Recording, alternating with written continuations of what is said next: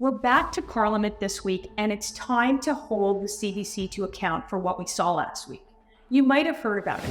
A leaked memo from the CBC tells journalists to avoid using the word terrorist when referring to Hamas fighters.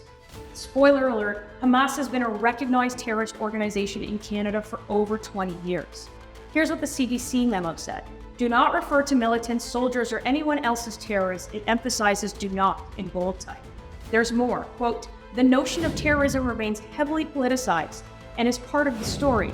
So even when quoting or clipping government or a government source referring to fighters as terrorists, we should add context to ensure that the audience understands this is opinion and not fact. That includes statements from the Canadian government or Canadian politicians. How is calling Hamas terrorists an opinion if the Canadian government officially lists them as terrorists?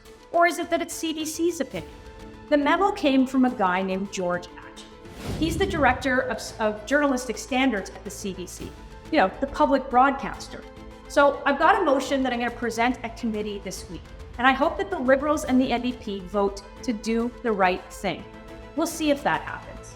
Here's how the motion goes. So given that Hamas is listed and has been declared a terrorist organization by the government since 2002, and that the horrific Hamas terrorist attack against Israel left thousands of innocent people dead and injured, and then an email directive sent from the Director of Journalistic Standards of CBC News, that guy George Atchie I was talking about, to all employees of CBC, directed them to downplay the coverage of the horrific, sadistic violence perpetrated by Hamas against innocent people in Israel by not referring to the attackers as terrorists, and falsely claimed that Gaza continued to be under occupation after Israel had pulled out in 2005.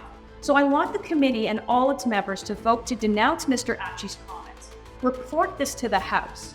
I want to summon the president of CBC, summon Mr. Atchie, and of course, call the CBC Ombudsman to committee to explain all of this.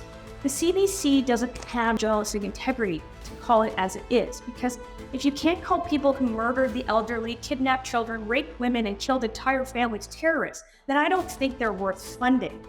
Now, it's time for the Liberals and the NDP to hold the CBC to account. Or will they allow the recipient of $1.4 billion tax dollars to give a pass to terrorists? Share this video and make sure to follow along for what we do next week.